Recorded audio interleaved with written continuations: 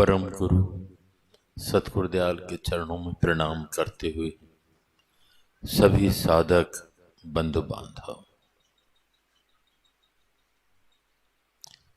अभी हम सभी लोगों ने अग्रवाल साहब ने कुछ प्रोज और महापुरुषों के अंश लिए, उनके वचन भी, और हम सब लोगों ने श्रवण किया।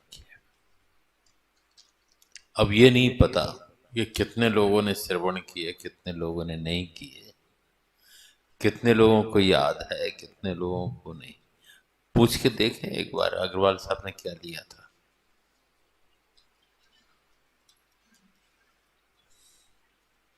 रोशनलाल जी को याद होगा अग्रवाल साहब ने क्या लिया था।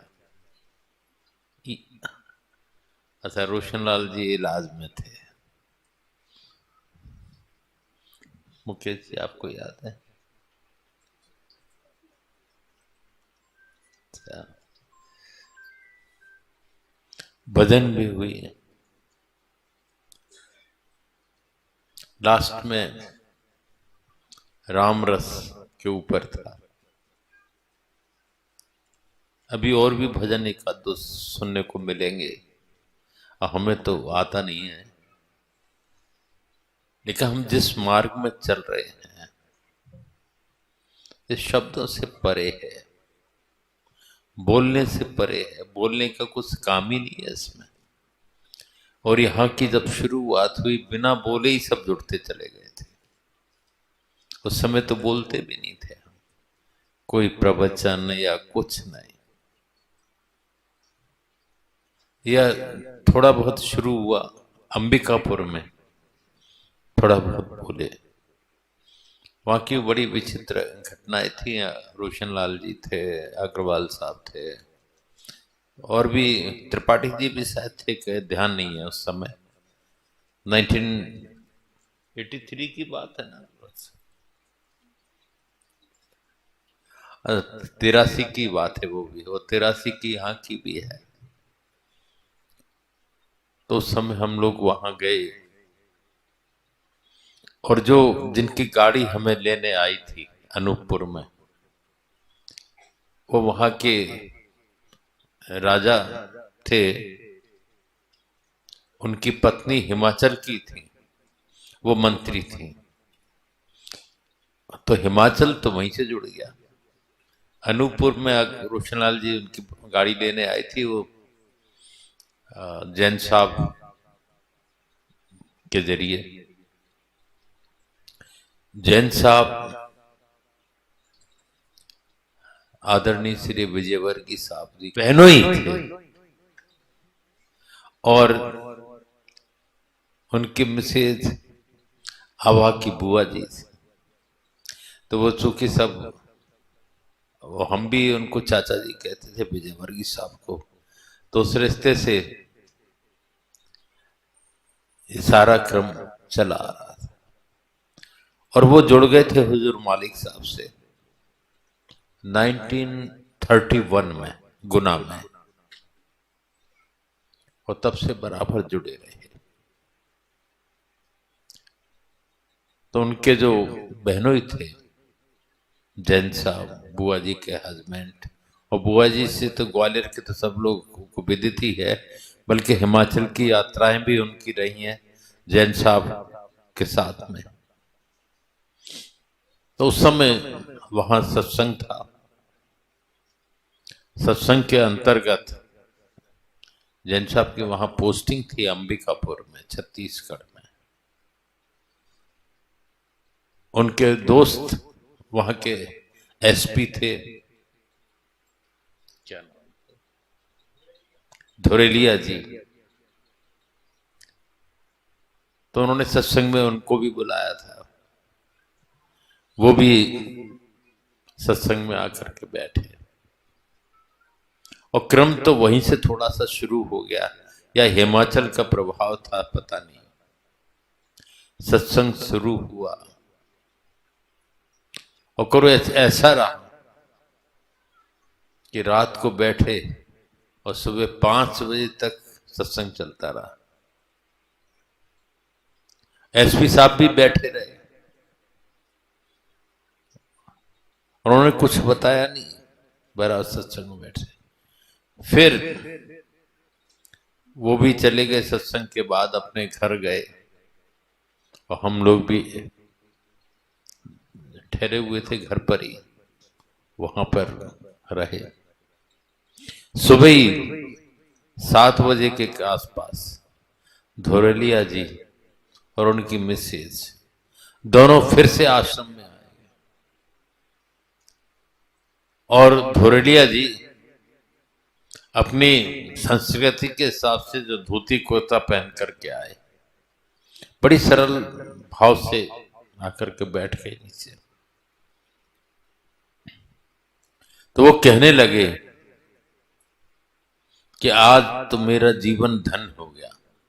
मेरे को नींद बहुत आती थी, पहली बार ऐसा हुआ कि नींद नहीं आई और सत्संग में मैं रहा। और दूसरे, आज मेरा जन्मदिन था, तो दोनों तरह से मुझे आपका आशीर्वाद मिल गया। और वो कुछ जुड़ गए।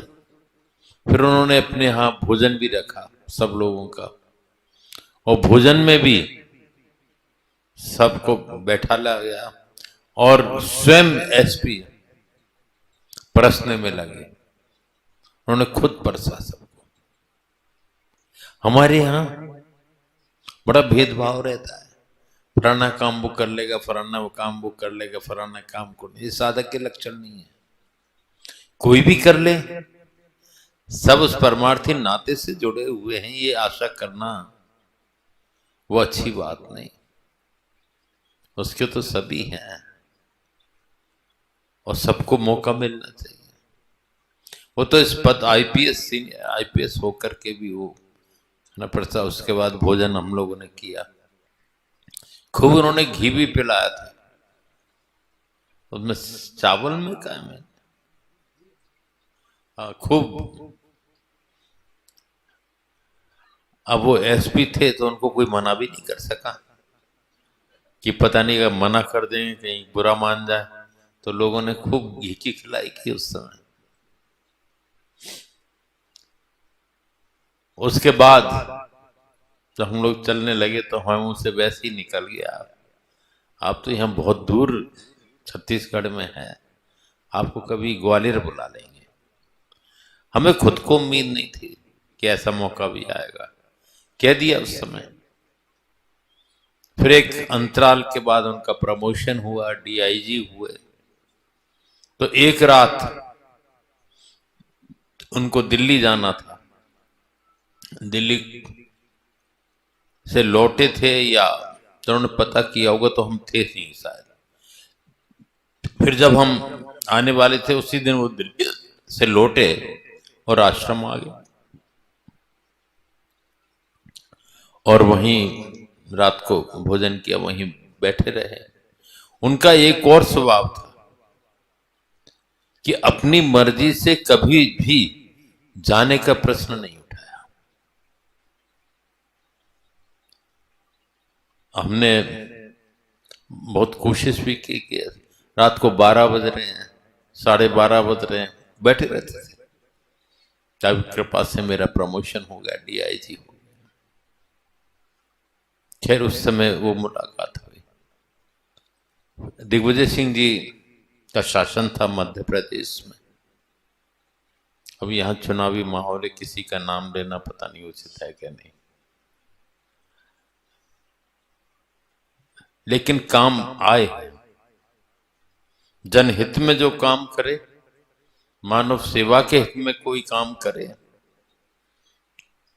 और ना कुछ होते हुए भी उनके आदेश का भी पालन करे, ये बहुत बड़ी बात है। नहीं मुख्यमंत्री वगैरह कहाँ सुनते हैं, मुख्यमंत्री तो बड़ी बात है, मंत्री भी नहीं सुनते हैं। तो जाना आना हमारा बना रहता था। तो एक दिन हम भोपाल में कुछ वर्षों के बाद में डीआईजी हो गए थे वो, फिर उसके बाद कुछ वर्षों के बाद फिर हमारा जाना रहा। तो हम हाउस पे बैठे हुए थे उनके, इतने में देखा कि धोरेलिया जी कुछ फाइलें लेकर के वहां पे उपस्थित हुए।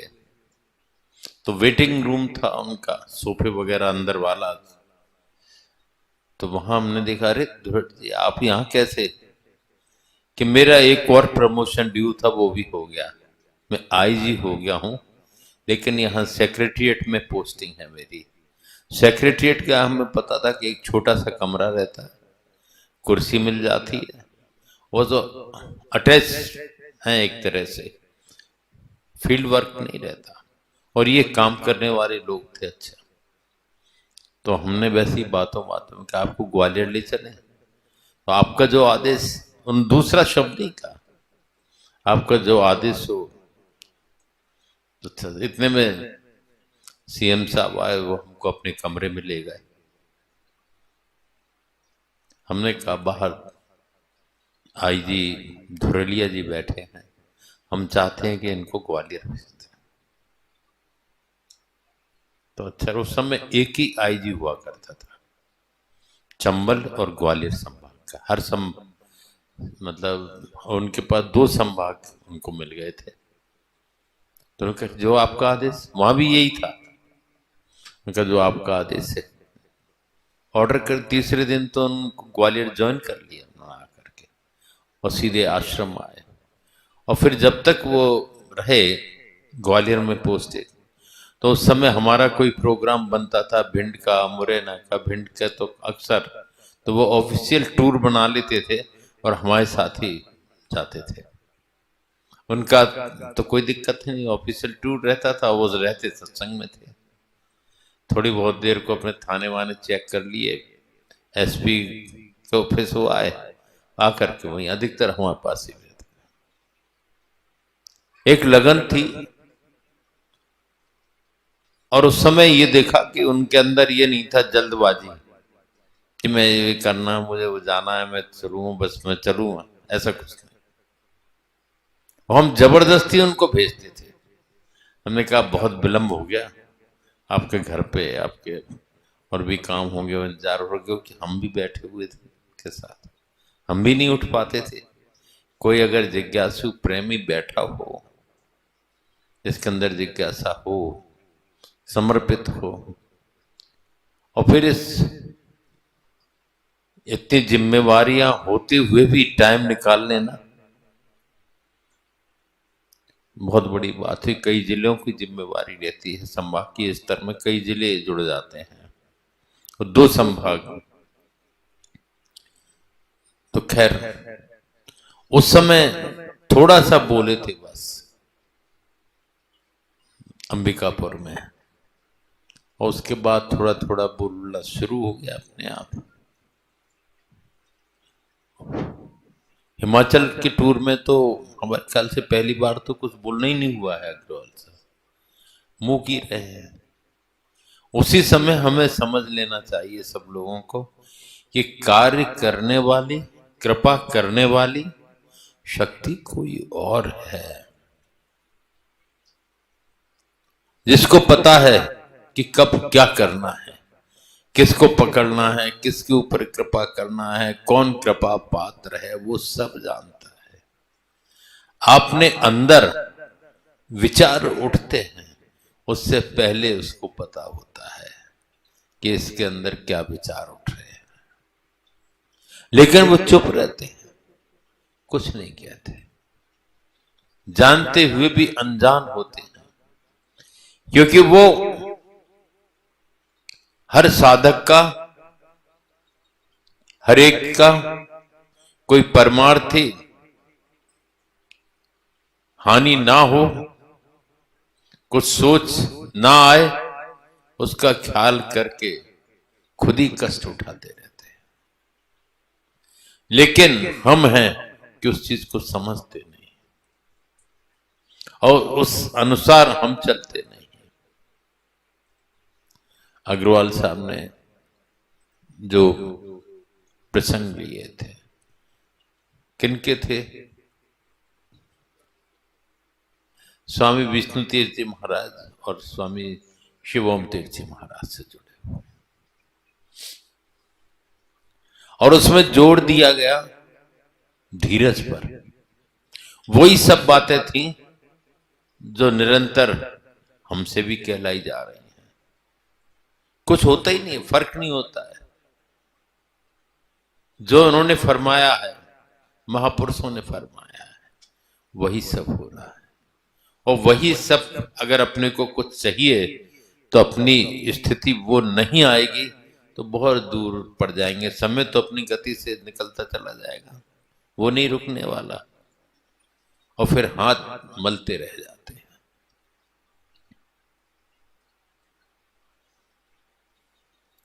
सोचे है फिर करूंगा अफसोस है इसी का। उनकी कृपा तुरंत हो सकती है अगर अपने अंदर सारी तैयारी है, सारी वायरिंग है, तो कनेक्शन तुरंत मिल जाएगा। वायरिंग है नहीं, वो पात्रता, वो परिवर्तन जो आवश्यक है इस क्षेत्र में, अपन ला नहीं पाए, तो कैसे उनकी कृपा प्राप्त हो? धीरज के बिना, और धीरज भी ऐसा नहीं कि बहुत धीरज किया बरसें गुजर गई, ऐसा धीरज नहीं होता काम यहां। बरसें क्या, जन्म भी गुजर जाएं तो भी साधक उफ नहीं करता है, कहता नहीं है। इस मार्ग का पथिक कभी नहीं कहता, कहता है इसका मतलब है उसके अंदर कहीं ना कहीं अहंकार पल्लवित हो रहा था, और वो अहंकार के कारण सबसे सुप्रीम बनना चाहता था, और इस कारण से उसके वो भाव ही उसको रोके हुए।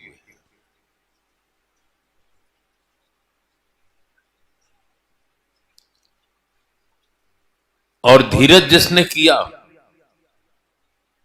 उस मालिक ने समझ लिया सच्चा धीरज है, सच्चा संतोषी है, सच्चा श्रद्धावान है, सच्चा जिज्ञासु है, तो तत्क्षण कभी कभी कृपा हो जाती है जिसके मन में सोच नहीं होता।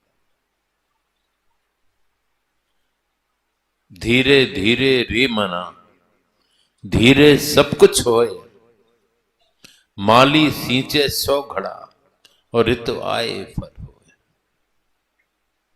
आम का पेड़ हम लगाएं, रोपण करें, और सोचें कि 100 घड़े पानी डाल दें और आम खाने को मिल जाए, तो ऐसा तो कहीं नहीं होता।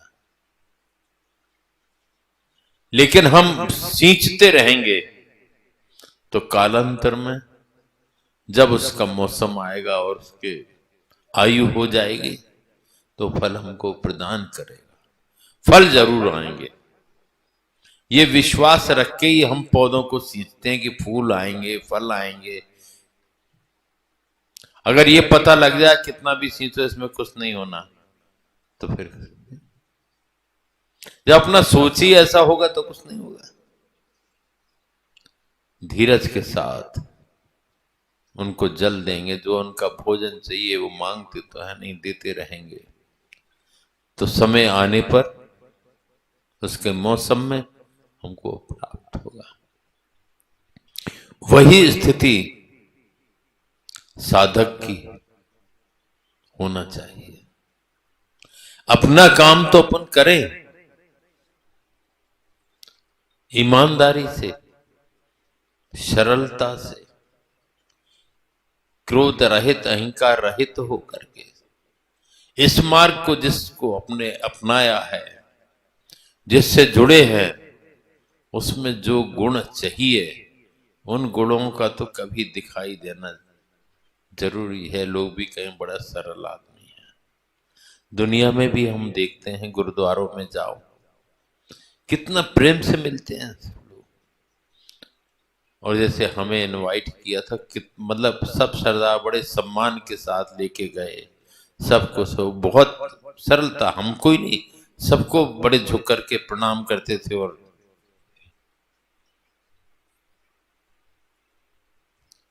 रिसीव किया सबको। और कोई चीज अगर कहना भी होती थी बड़े विनम्र भाव में कहते थे। आज भी ब्यास में ये सिस्टम है, सिस्टम के वो सहज ही है उन सब लोगों के अंदर। प्रेम से झुक करके। और यही नहीं, वहां की सेवाओं में देखो, आईएएस है, आईपीएस है, कोई कुछ भी है, कोई नहीं जानता, सब सरदार जानते हैं, भक्त है, साधक है। और वहां जीनों पे बैठ जाते हैं कई लोग, जहां जूते उतरते हैं। और कईयों को तो ये देखा, महिलाओं को, पुरुषों को, कि अपना रूमाल निकालेंगे, उस रूमाल से जूते साफ करेंगे। और कहीं कहीं तो ये भी देखा, पॉलिश भी करके रख देते हैं। हम क्या करते हैं? अभी बहुत दूर है। उनसे कुछ गुण सीखने की जरूरी, ये जरूरी नहीं कि आप ये सब करो, लेकिन अपने अंदर सरलता तो लाओ, विनम्रता तो लाओ, सहजता तो लाओ, ताकि लगे कि हम साधक हैं और कहीं ना कहीं आश्रमों से जुड़े हुए हैं। करनी का बहुत फर्क पड़ता है। किसी संप्रदाय का या किसी से जुड़े हुए सत्संगियों का से जब मिलना होता है, कि आश्रम से जुड़े हुए सत्संगियों से मिलना होता है, जब पहला व्यक्ति मिलता है वहां का, तो आश्रम की छाप पहले उस व्यक्ति की पड़ती है जो रिसीव कर रहा है। कि कैसे कर रहा है? अहंकार युक्त होकर के, विनयबद्ध होकर के, सरलता से, प्रेम से। और जब उसकी छाप उस आगंतुक पे पड़ती है, तब उसको लगता है, मन में विचार उठता है कि जिनके लोग इतने अच्छे हैं, तो गुरु जी भी कुछ अच्छे होंगे, चाहे अच्छे नहीं हो। लेकिन प्रभाव कहां का पड़ा? प्रथम जो रिसीव कर रहा है जिन लोगों को। और अहंकार युक्त ढंग से अपन करेंगे तो मन में कुभाव आने की संभावना होती है। भाव लेकर के आदमी आता है और वो सोचता है, अरे इनके लोग ही ऐसे हैं, तो पता नहीं, चाहे गुरु जी बहुत अच्छे हों, लेकिन वो छाप तो गलत चली गई। शब्दों का, बोलने का प्रभाव पड़ता है। अकड़ धकड़ का यहां काम नहीं होता। जैसी स्थिति चाहिए वो होना चाहिए। आंखों में प्रेम होना चाहिए, चेहरे पे मुस्कुराहट होना चाहिए, सरलता होना चाहिए, सबके प्रति ये गुण हमारे अंदर होना चाहिए। तो उससे मान किसका बढ़ेगा? हमें मान की जरूरत हो नहीं, क्योंकि हम तो किसी के शिष्य हो गए, समर्पित हो गए। लेकिन जिनके प्रति समर्पित हैं, उनके मान का, सम्मान का ध्यान रखते हुए अगर हम चलेंगे, तो हमारा मान तो वैसे ही बढ़ जाएगा। अगर हम ये चाह के चलेंगे कि हमें मान मिले, सम्मान मिले, चाहे कैसा भी हम व्यवहार करें, तो वो संभव नहीं है। न सच्चे साधक हो पाते, न सच्चे कार्यकर्ता, न सच्ची उसकी कृपा के पात्र बन पाते। वो सारे गुण जब ही हम में आते हैं जब हम शरणागत होते हैं और वास्तविक शरण को लेकर के चलते हैं, तो अपने आप अपने अंदर वो गुण आने लगते हैं। कहने से शरण नहीं होती, बोलने से शरण नहीं होती, होती है तो होती है, वो शरण होती है। कहना माने तो हो जाता है उनके सानिध्य का दुरुपयोग करना, कि मैं तो उनका शिष्य हूं, या मैं नजदीक हूं, मैं दूर हूं। मतलब जनाने की आवश्यकता थोड़ी है, वो नजदीकता महसूस होना चाहिए दूसरे आगंतुक को, जिससे आप मिल रहे हैं, जिसको रिसीव कर रहे हैं, कि उसको स्वयं अनुभव हो कि वाकई में उनके नजदीक और उस तरह के लोग हैं जो कितने अच्छे, प्रेम से बोलते हैं, प्रेम से सबको उसी दृष्टि से देखते हैं, क्योंकि उससे सम्मान मालिक का, सतगुरु का, अपने गुरुजनों का बढ़ता है। परिवार में भी इसी तरह की आवश्यकता होती है। बच्चों के व्यवहार से परिवार के मुखिया का मतलब अनुभव होता है कि कैसा होगा।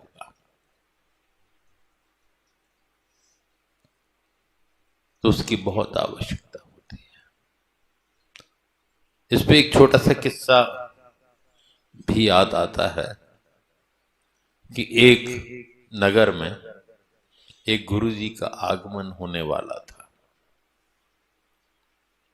बड़ी तैयारी हो रही थी और कई लोग सोच रहे थे कि गुरुजी को अपने घर ले चलेंगे, अपने घर ले चलेंगे, अपने घर ले चलेंगे।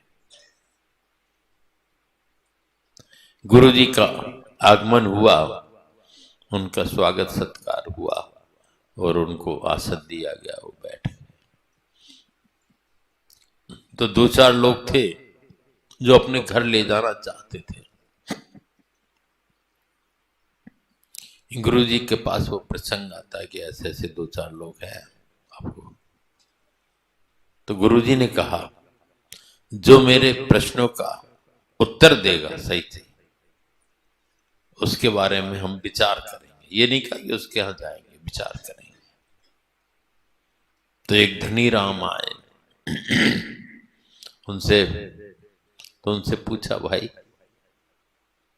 आपका रोजगार क्या है, धंधा क्या है? तो उन्होंने अपना बताया। आपके पास जमा पूंजी कितनी है? बताया इतनी है। अच्छा, आपके संतान कितनी है? बताया 2 या 3 जो भी।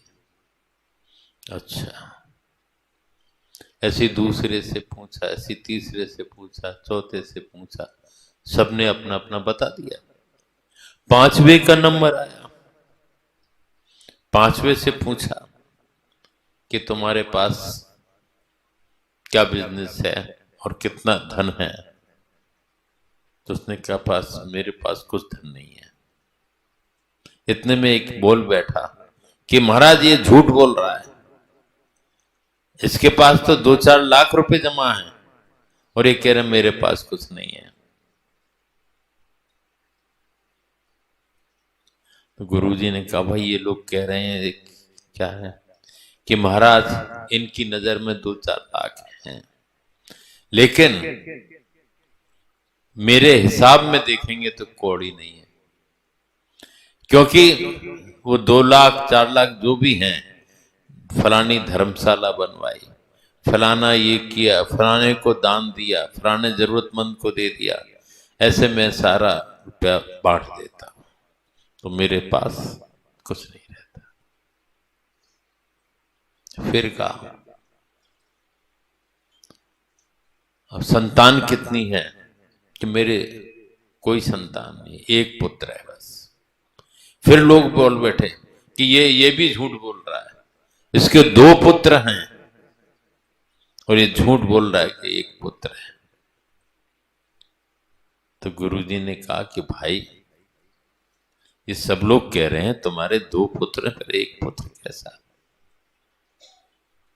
महाराज हाथ जोड़ के विनय भाव से वो बोल रहा है, उत्तर दे रहा है, अकड़ धकड़ के नहीं। तो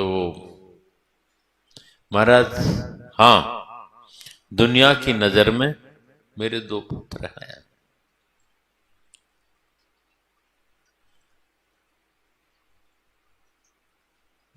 लेकिन अब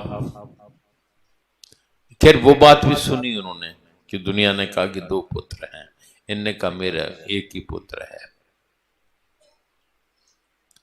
तो गुरुजी ने कहा कि पहले इसकी सत्यता देखते हैं, इसी के यहाँ चलते हैं।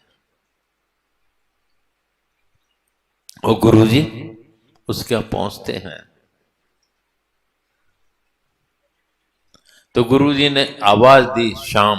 एक का नाम श्याम था, एक का नाम राम था, और कुछ नाम होंगे पर अपन राम श्याम रख लेते हैं, चर्चित नाम रख लेते हैं। श्याम, गुरुजी आए हैं इनके लिए नाश्ता पानी और इनके स्वागत की तैयारी करो जल्दी।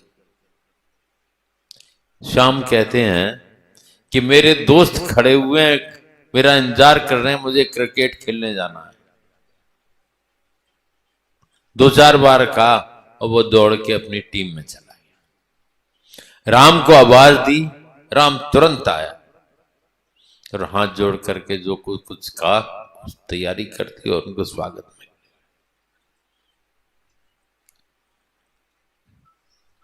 तो फिर गुरुजी ने कहा, तुम तो कह रहे थे मेरे एक ही पुत्र है, 2 पुत्र निकले तुम्हारे। कि महाराज, पुत्र वही है जो आज्ञाकारी हो, जो मान सम्मान का ध्यान रखे और कार्य करे। क्योंकि श्याम अवज्ञा करते हैं, नहीं सुनते, अपने हिसाब से चलते हैं, तो वो मेरा पुत्र कैसे हो सकता है। राम आज्ञाकारी है, वो हर समय ध्यान रखता है, इसलिए मेरे एक ही पुत्र है। सारा हिसाब बता दिया। शिष्यों के भी यही गणना होती है। अवज्ञा करना आसान है और ध्यान रखना मुश्किल है। तो इसलिए हम उनके बने। और जो सत्य है, आयु पूछी, एक और रह गई थी बात, तो सबने बता दी मेरी 60 में 70 में। जब आयु पूछी तो उसने क्या उत्तर दिया, मुझे पता नहीं। तो दूसरे लोग बोले, अरे महाराज इसकी 62 साल की तो उम्र है। तो उसने कहा कि मुझे पता नहीं। तो ये भी पूछा गुरुजी ने, भाई जब तुम्हारे सब कह रहे हैं 62 साल के हो गए तो क्या। महाराज आप ही सब लोगों से सुना है, एक पल की खबर नहीं होती है, तो आयु का हिसाब क्या बताऊं। इसलिए मेरी नॉलेज में कुछ नहीं, इसलिए मैंने कहा कि मुझे पता नहीं। क्योंकि आयु का मापदंड परमात्मा पर है, ईश्वर पर है। तब गुरुजी उसी के यहाँ भोजन किया। वो सत्य से वाकिफ था, उसने सत्य कहा। हमें साधक को किस तरह से रहना चाहिए, किस तरह से व्यवहार करना चाहिए, परिवार से लेकर के गुरु आश्रम तक उसका प्रभाव पड़ता है। परिवार की बातें परिवार में सम्मान असम्मान पैदा कर देती हैं। आश्रम से जुड़े हुए आश्रम में सम्मान असम्मान पैदा कर देते हैं। वो तो सबको जोड़ते हैं और हम सबको तोड़ने का काम कर देते हैं। तो ये वृत्ति साधक की नहीं होना चाहिए, ये सोच साधक का नहीं होना चाहिए। वो ये सोच होगा, इतना जीवन निकल गया, कितना है किसके पास पता नहीं, और धोखे में ही जाता है सारा जीवन। वो जो भजन सुनाते हैं हिमाचल वाले, उसकी कुछ कड़ियां याद आ जाती हैं। गाना तो नहीं आता, पर वो अच्छा लगा तो कंठस्थ हो गया कुछ पंक्तियां कि जीवन खत्म हुआ तो जीने का ढंग आया, शम्मा बुझ चली तो महफिल में रंग आया। गाड़ी निकल गई, आयु रूपी गाड़ी हम सबकी निकलती चली जा रही है। गाड़ी निकल गई तो घर से चला मुसाफिर, मायूस हाथ मलता बेरंग लौट आया। मन की मशीनरी ने जब ठीक चलना सीखा, बूढ़े तन के हर पुर्जे में जंग आया। और फुर्सत के वक्त में ना सुमिरन को वक्त मांगा, उस वक्त